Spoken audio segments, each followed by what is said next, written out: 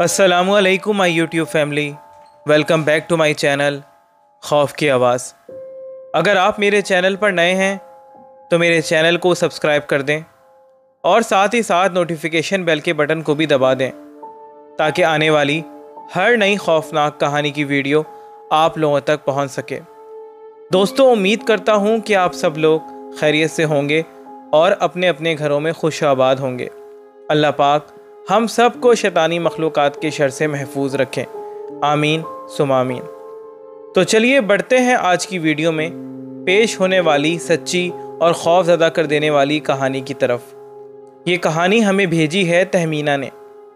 अपनी कहानी में वो बताती हैं कि मैं जब भी वो वक्त याद करती हूँ तो मेरा दिलो दिमाग खौफज़दा हो जाता है और यकीन ही नहीं आता है कि क्या वाकई में मेरे साथ वो सब कुछ हुआ था। ये बात आज से 9 साल पहले की है। मैं पंजाब के एक छोटे से गांव से ब्याह कर दूसरे गांव गई थी। मेरी ज़िंदगी में सब कुछ ठीक चल रहा था। शादी के कुछ अरसे बाद ही मुझे खुशखबरी मिल गई थी कि मैं उम्मीद से हूँ। सब कुछ बेहतरीन तरीके से आराम से गुजर रहा था, मगर जब मेरे घर में मेरे बेटी की पैदाइश हुई तो सब बदल सा गया। मैं आज भी वो वक्त याद करती हूँ तो डर जाती हूँ। जब मेरे बेटे की पैदाइश हुई तो गर्मी के दिन थे। सब घर वाले सहन में चारपाइयाँ लगाकर सोते थे, मगर मैं और मेरा बेटा कमरे में ही सोते थे, क्योंकि सब बड़े बूढ़े यही कहते थे कि छोटे बच्चे को आसमान के नीचे मत लाना, क्योंकि छोटे बच्चे पर हवाई चीज़ें अपना असर कर देती हैं। मुझे हॉस्पिटल से आए हुए 4 दिन गुजर गए थे कि एक रात मैं अपने बेटे के साथ सो रही थी कि मुझे नींद में बच्चे के रोने की आवाज़ आई। मैं फ़ौरन आवाज़ से उठ गई, मगर जब आँख खोलकर देखा तो मुन्ना तो गहरी नींद सो रहा था। मैं घबरा गई कि ये क्या, मुन्ना तो सो रहा है, फिर रोने की आवाज़। कुछ दिन बाद मैं रात के वक्त ही अपने बेटे के साथ लेटी हुई थी कि मैंने देखा कि मेरे बेटे के साथ मेरे बेटे की शक्ल का ही एक बच्चा लेटा हुआ है। मैं चीखते हुए उठ गई। सब घर वाले सहन से भागकर कमरे में आ गए और लाइट ऑन कर दी, मगर अब वहाँ मेरे बेटे के अलावा कोई भी नहीं था। मैं बहुत ज़्यादा डर गई थी, मगर घर वालों ने कहा कि कोई ख्वाब देखा होगा बेटा, घबराओ नहीं, ऐसा हो जाता है। और फिर वो बात दब गई। कुछ दिनों बाद मुझे मेरे शौहर ने मेरी अम्मी के घर भिजवा दिया, क्योंकि मैं बहुत ज़्यादा डिस्टर्ब हो गई थी। रोज़ाना मुझे अजीब अजीब ख्वाब आते थे। कभी कभी ऐसा लगता था कि मेरे बेटे के अलावा भी मेरे पास कोई मौजूद है। मैं जब अम्मी के घर आई तो 1-2 दिन ही सुकून से गुजरे होंगे, मगर एक रात जब मैं सोई हुई थी तो मुझे फिर से मेरे बेटे के रोने की आवाज़ आई। मैं घबरा के उठ गई। मैंने देखा कि मेरा बेटा ज़मीन पर गिरा हुआ है और रो रहा है, बहुत ज़ोर ज़ोर से। मैंने फिर से शोर मचा दिया, मगर जब घर वाले आए तो मेरे बेटे तो बिस्तर पर ही मौजूद था। फिर मैंने जिसको देखा था वो कौन था?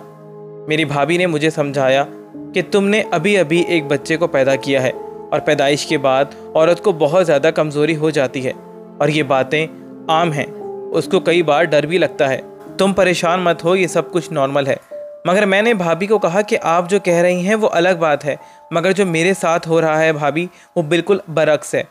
मगर भाभी ने कहा कि सब ठीक हो जाएगा, तुम बस आराम करो और ऐसा वैसा मत सोचो। मैं अब बहुत ज़्यादा परेशान रहने लग गई थी। अब तो मेरा बेटा भी पूरी पूरी रात रोता रहता था और फिर खुद ही अच्छा खासा हंसने लग जाता था। एक मर्तबा तो हद हो गई, मेरा बेटा पूरी रात एक पल के लिए भी चुप नहीं हुआ। वो इस कदर बुरे तरीके से रो रहा था कि मैं बता नहीं सकती हूँ। और फिर उसका सांस उखड़ने लग गया। मैं फ़ौरन भाई के साथ उसको लेकर हॉस्पिटल चली गई। उस वक्त हमारे गांव में दवाखाना मौजूद नहीं था। वो हमारे गांव से बाहर की तरफ बना हुआ था। सवारी तो थी नहीं, तभी मैं पैदल ही बच्चे को लेकर भाई के साथ चली गई। दवाखाने तक जाने वाला रास्ता जंगली घास और दरख्तों से भरा हुआ था। मैंने अपने बेटे का चेहरा अपने दुपट्टे से लपेट लिया था, क्योंकि मुझे पता था कि सब ने मुझे यही कहा हुआ था कि बच्चे को खुले आसमान के नीचे ले जाना सख्ती से मना है। खैर, जब मैं वहाँ से वापस आई तो एक रात तो सुकून से गुजर गई, मगर अगले ही दिन मैं और मेरी अम्मी दिन के वक्त काम कर रहे थे कि मेरा बेटा अजीब तरीके से हंसने लग गया। मेरी अम्मी भी उसको देखकर हैरान हो गई कि इसको क्या हुआ है, ये कैसे हंस रहा है। वो कमरे में मौजूद एक ख़ास कोने की तरफ देखकर हंसे जा रहा था। मैंने अम्मी को कहा कि अम्मी इसको क्या हुआ है, मगर अम्मी ने मुझे तसल्ली दी कि बेटा बच्चे हंसते हैं, तुम परेशान मत हो। मगर उसकी हंसी सुनकर तो अम्मी भी हैरान थी। फिर एक रात मैं अपने बेटे के साथ सो रही थी कि मुझे कमरे के बाहर से बच्चे के रोने की आवाज़ आना शुरू हो गई। मैंने उठकर देखा तो मेरा बेटा सो रहा था, मगर बच्चे के रोने की आवाज़ तो आ रही थी। मैंने उठकर कमरे से जब बाहर जाकर देखा तो मेरे होश उड़ गए। मेरे बेटे की शक्ल का बच्चा वहाँ रो रहा था। मैं इस कदर खौफज़दा हुई कि मैं वहीं गिरकर बेहोश हो गई। फिर मेरी तबीयत ऐसी ही रहने लग गई थी। मेरा बेटा भी हर वक्त रोता रहता था, हर वक्त चीखता था, ना दूध पीता था और ना कुछ सुकून करता था, नींद भी नहीं करता था। फिर हमें किसी ने बताया कि साथ वाले गांव में एक आमिर साहब आए हुए हैं, उनसे बच्चे पर दम करवा लो। मैंने अम्मी के साथ जाकर उन बाबा जी से बच्चे पर दम करवाया। उन्होंने दम किया और कहा कि बेटा तुम्हारे बेटे पर हवाई चीज़ का असर है, तभी तुम्हें और तुम्हारे बेटे के साथ ये सब कुछ हो रहा है। छोटे बच्चों पर हवाई असर जल्दी हो जाता है। तुम ऐसा करो कि मैं तुम्हें कुछ तावीज़ दे रहा हूँ, जिसको तुमने रोज़ जहाँ बच्चा सोता है वहाँ जलाना है, और एक तावीज़ तुमने खुद भी पहनना है। मैं वो तावीज़ लेकर घर आ गई। कुछ दिन तो मेरा बेटा बिल्कुल ठीक रहा और मुझे भी कुछ नज़र नहीं आता था और ना ही कोई खौफनाक ख्वाब आता था। खैर, कुछ दिनों बाद जब तावीज़ ख़त्म हुए तो मेरे बच्चे की हालत फिर से वही होने लग गई। वो फिर से पूरी पूरी रात रोता रहता था और मुझे भी फिर से अजीब सी कैफियत होना शुरू हो गई थी। रात के वक्त फिर से मुझे मेरे साथ मेरे बेटे के अलावा उसकी शक्ल जैसा बच्चा नज़र आने लग गया था, जो अजीब तरीके से हंसने लग जाता था। मगर जब मैं डर कर उठती तो वहाँ कोई भी नहीं होता था। मेरा बेटा हर वक्त रोता चीखता रहता था। मेरे घर वाले भी बहुत परेशान थे। मेरे शौहर भी मेरे घर आ गए थे। वो भी हर वक्त परेशान रहते थे कि ये हमारे बेटे को क्या हो गया है, जबकि मैंने हर किस्म की एहतियात की थी, मगर फिर भी पता नहीं मेरे प्यारे बेटे पर क्या हो गया था, कैसा असर हो गया था। खैर, कुछ दिन इसी अजियत में गुजरे। फिर हमारे इलाके में अम्मी की एक सहेली रहती थी जो बहुत ज़्यादा नूरानी इल्म करती थी। अम्मी ने उनसे बात की तो वो बोली कि मैं ख़ुद आकर देखूंगी घर। वो जब घर आई तो उन्होंने कहा कि इस बच्चे पर बहुत बुरी हवाई चीज़ का असर है, तभी वो तुम लोगों को तंग कर रही है।